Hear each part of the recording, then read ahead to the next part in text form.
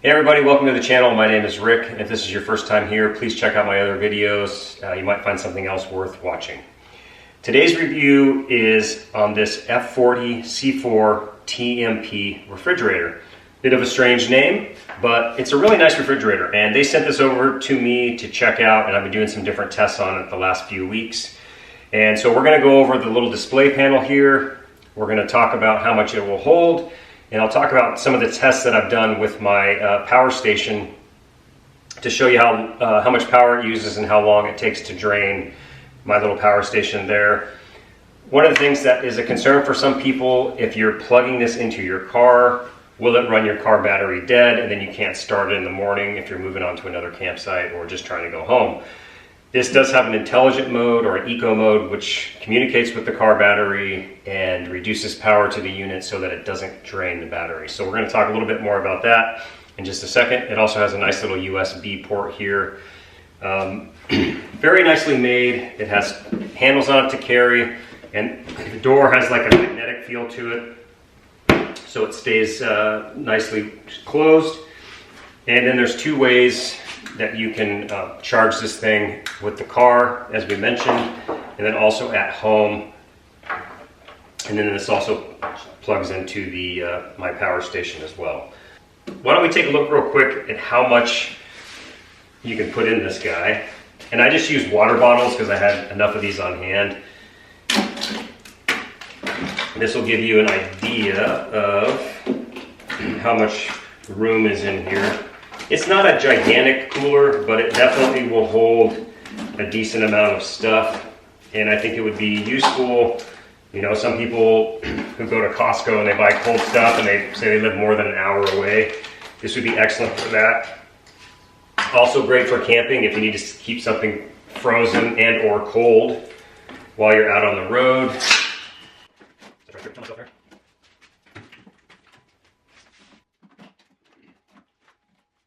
All right, so all of these were in there, and that's what, there's a small divider in place. So with this, without the divider, it would have even held probably 2 or 3 more bottles in it. So decent amount of space, and I'll show you all inside here in just a second. But let's take some time, let's go over the control panel, and we'll talk about the features a little bit so you can get familiar with that. All right, so here you have your display panel laid off power. This is kind of a mode button and plus and minus, and this is your little USB port. So we're going to turn this guy on. Up top we have 63 degrees Fahrenheit.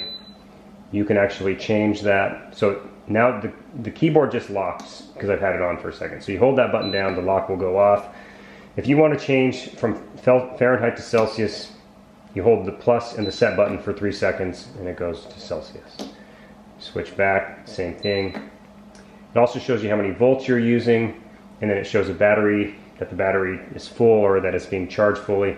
And at the far left over here you have an L button, and that's low protection mode. You have medium protection mode and high protection mode for your battery. On the right hand side you have what you see the word max, and you also have eco, and that's basically pulling, max is pulling the maximum amount of watts. I think it's 60, and then it's 46 watts in eco mode. To change that, you basically just hit the set button and it'll change that from max to eco. If you want to change your battery protection setting, they recommend that you're in high protection mode when you're using your car battery. You're going to hold down the set button for 3 seconds. Your little L will start flashing. There's medium and there's high. So now we're in eco mode and we're in high protection mode. And that's really all there is to this keypad. Once it's not touched for a while, it will actually lock the keypad.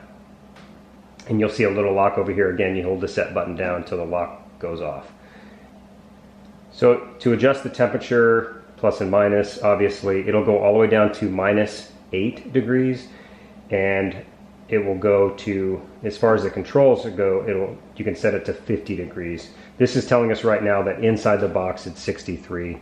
It's been sitting in my house not plugged in for a while.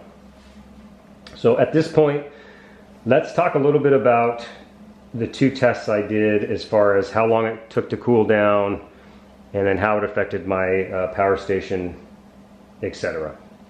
All right, so let's talk a little bit about the tests that I did with the power station that I have and this refrigerator, and how long it took to cool off the box, and then how the power usage worked overnight. I did both tests for 24 hours, and the first one I set it to 32 degrees, and on the second test I believe I set it to 38 or 40, I can't remember off the top of my head.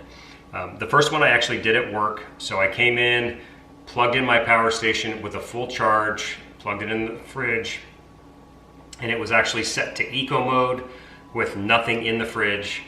And like I said, I set it to 32 degrees. I want to say it was around 69 or 70 degrees, something along those lines. I checked the power station at around 6 p.m. while at the station, and it had consumed 1 bar of power. When I woke up the following morning at work, which was basically 24 hours later, it had used 3 bars. So I had 2 bars left, and it was still on eco mode and had maintained, throughout the day I was checking the temperature, had maintained the temperature anywhere from about 30 to 34 degrees. Didn't stay right at 32 degrees, but it was real close. I did not have it set to the high protection mode. It was on the low mode. So it probably would have consumed less power had I had it on the high protection mode while doing that video. Now, the second test that I did was very similar, but I did it here at the house, and I set it to, like I said, 38 or 40 degrees. It was a similar starting temperature, plugged in the power station, and checked it 24 hours later. And I did notice, because actually at this point I did have the cooler full. It wasn't as full as it was when I shot this video today, but I think I had 12 bottles of water in there. And I noticed about 2 hours in, it still wasn't down to the 38 degrees. And I was on eco mode, so I bumped it up to the max mode. And then within an hour, it was cooled down to the temperature I was looking for. Again, later that day, once it hit the temperature, I set it to the eco mode. And it also, the next morning when I woke up, it had 2 bars left as well. So it did a pretty good job of consuming power, because the day before, it was early afternoon, I noticed it was already down to 2 bars. That's when I set it to the eco mode, and it maintained that for the rest of the day, and then all night until the morning when I checked the unit again. Pretty good, really. You know, it was pulling, it kept saying 14.6, 14.4 watts as far as usage goes, and I believe I mentioned earlier, I think it's 45 or 46 watts in eco mode and 60 watts in max mode. So that power station is rated at 1,000 watts. So more than enough to control the temperature of the refrigerator, at least for a 24-hour period. During the day, if you have solar panels or whatever, you can recharge your power station and keep your refrigerator going for days if that's the way you want to do it, or use your car. You can plug the refrigerator into the car while you're driving from camp to camp, or just during the day for a little while to charge it. I did another test that's worth mentioning. When I very first got the refrigerator, took it out of the box, I plugged it in and I set the temperature to 32 degrees. And it only took about 20 minutes for it to get down to that temperature. I left it there for about an hour and a half or 2 hours, and then I unplugged it from the power station just to see how long it would actually retain the cold and to see how insulated it is. And within 45 minutes, it was actually up over 10 degrees. So it's not a super insulated refrigerator. It kind of needs the power running through it to keep it frozen, obviously, or to keep it cold. So you have to work that out.